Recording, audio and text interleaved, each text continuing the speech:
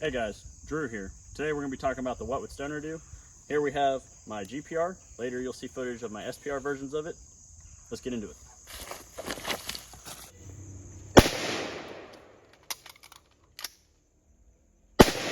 The What Would Stoner Do project started in 2017 with Carl from InRange TV and Ian from Forgotten Weapons using the G-Wax lower. Then reiterated in 2020 using the KP15 lower.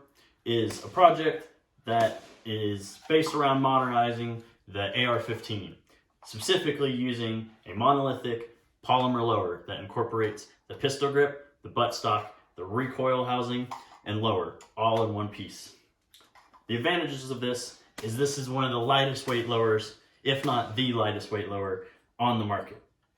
Personally, I have fallen in love with it. I've built 3 different What Would Stoner Do rifles, and I plan to build many more because I'm obsessed. We're going to be doing this drill that focuses on moving and shooting. It's Josh's drill. Wait, who's Josh?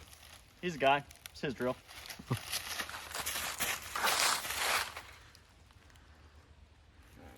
You give me a beep. Yes, sir. Shooter ready? Shooter ready. Stand by.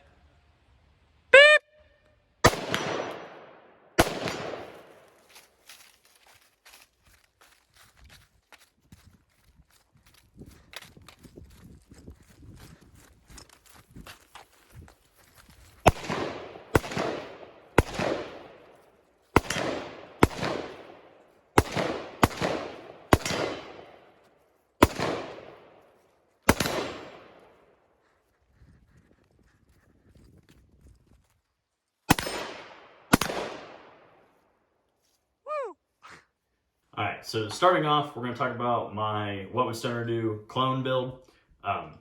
Obviously, you can actually go out and buy a true, you can go out and buy a true What Would Stoner Do build from KE Arms and have it shipped to your FFL. And that's a great option if you want a race gun. I wanted more of a general purpose gun, so I changed a couple key things, and we'll talk about that here in a moment. But there's only like 3 parts that are truly different on my gun versus a true What Would Stoner Do from KE Arms. The big thing is the carbon fiber handguard. So I went with a aluminum handguard with a full pick rail because I hope to be able to one day shoot this gun under night vision, and I just wanted the full pick rail to have all the accessory mounting points that I could ever want. I know there's some debate over whether I should have M-LOK for weight savings. Obviously at this point I'm willing to sacrifice the weight for just the rigidity of a full-length pick rail on the top. I also have a pencil barrel, which is, again, somewhat controversial. I think barrel technologies have gotten significantly better now that this pencil barrel is just as good as long as you're not burning it out. Obviously, if you're shooting it like a machine gun or something, you can burn it out, but semi-auto only, it's not gonna affect me. Another thing is I actually got a reduced length of pole cut down one by Echo 93. Fantastic option if you want a shorter stock for any reason, specifically getting up on magnified optics. In my case, a flip to side magnifier that I'm putting behind my red dot.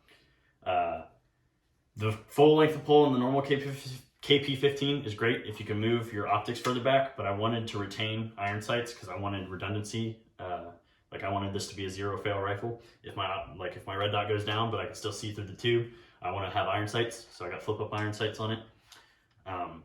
And then I'm using a slick side upper on all of my uppers because I'm a hater of the forward assist. So that's just a personal opinion. If you want to have it there, I don't hate you for it. It's it doesn't really hurt. It's not gonna hurt anything. But I just prefer, I think it's unnecessary weight, so I remove it on all mine. Plus Stoner didn't have it, so you're kind of being more faithful to the original design. Yeah, that is another thing that is part of the project. Eugene Stoner didn't believe in the forward assist. He didn't want it on his rifle. The military made him put it on there for the service rifles, and then it kind of stuck. That's how it goes, though. And then the only things, I have the same bolt carrier. They use the Young Manufacturing bolt carrier in the What Would Stoner Do project. That is an upgraded bolt carrier. It has a bunch of reasons that make it better. Mainly, it's fully chrome plated and everywhere that you would want it to be chrome plated, except for things like the extractor. And then it's also it's a much more strong design. I can't go into all the details right now, but if you look into it, it is, in my opinion, it's a bomb-proof BCG, so I went with that. I'm also using the JP Silent Capture Spring, so it's a retained recoil spring system, so I don't have to run my buffer retainer either, and that's another fail point that you're removing, in my opinion. So, yeah. Again, the only other things that I'm doing different is I run mil-spec triggers in all my guns. I don't know. I'm not a trigger snob. I don't care about triggers. So the True What Stoner Do has like a race gun trigger in it. I don't have that either. But other than that, it's about a 1-to-1 build. So anything that's on the What Would Stoner Do parts list, I have in this gun, again, except for trigger, handguard.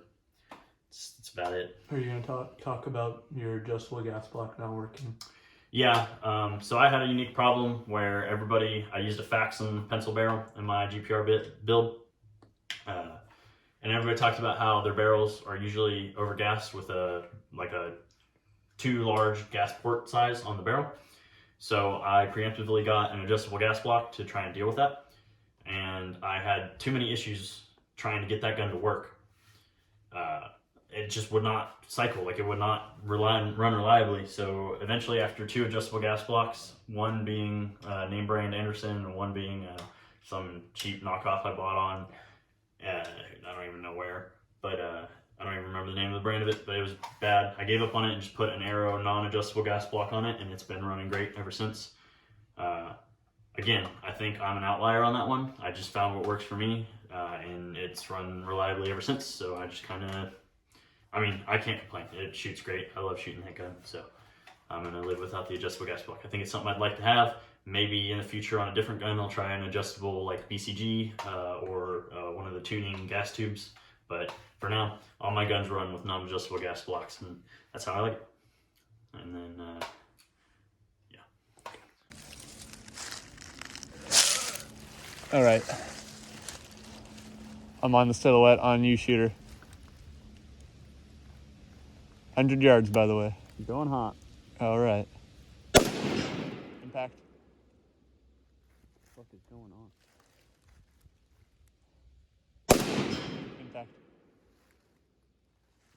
Moving targets to square gone. All right. Got you. Impact. Circle gone. Impact. Alright. Trying for the spinner. The tiny little one. Yep. Hit it. Smoked it. And that's how you do it. And now onto the SPR. So on my SPR build, it's actually a sister rifle to one of my battle buddies rifle, and it's more of a general purpose, closer range setup. It actually doesn't have the What Would Stoner Do lower on it, or the KP15 on it anymore, but at the time of filming this video, it did. And that is a preferred way to run it actually, and I'm thinking about getting another KP15 lower to put back on it. But it is 18-inch barreled, heavy barreled, SPR profile, ballistic advantage barrel. And I tried an adjustable gas block on it too, and I couldn't get it to run. And again, everybody online says that's not the case, so I don't know how I've gone 2 for 2, but I have. So I've given up on adjustable gas blocks because of that. But then I have this matching handguard and upper receiver set. They look great. I love them a lot. They look like they're a billet set. I don't think they're actually billet. They might be. I don't know. They're heavy. But that is the one downside, is they are heavy. Other than that, I love them a lot. Generic BCG in there just runs good. So it's a cheapie, but she runs, so she stays. And then again, mil-spec trigger, and in that one I have a knockoff JP Silent Capture Spring. I don't know the exact brand. I think I got it for like 30 bucks, but it runs good. It's probably 90% as good as the JP. Hate to say that, but it's probably true. So if you're looking for a cheap way to get into something like a JP, just look up Silent Capture Spring and find an alternative to JP. I'm not kidding. Other than that, it's got a LPVO on it. Currently, it's got a SIG LPVO 1-6. That will eventually be upgraded to something else, probably a primary arms 1-8, just because I like the SIG, but it's not exactly what I want for that rifle. And then it's got an offset canted hollow sun tube dot, and I like offsets a lot more than I like piggybacks because I'm not a big fan of chin welds. I like cheek welds, and yeah, so that's just a personal preference. Honestly, I would like to do a piggyback, but I just can't get behind it. I'm a hater. So yeah, that build's pretty simple. It's got a bipod on it, vertical foregrip. Just bigger rifles like that, I like to have the vertical foregrip, gives me more options with it. And it's a fun rifle. I can drive tacks with it at 100 yards, no problem. A lot of fun. I like the two rifles I have. I feel like I can do pretty much anything I could want to do with an AR, I can do with one or both of those rifles. And as a little teaser for what's coming in the future, this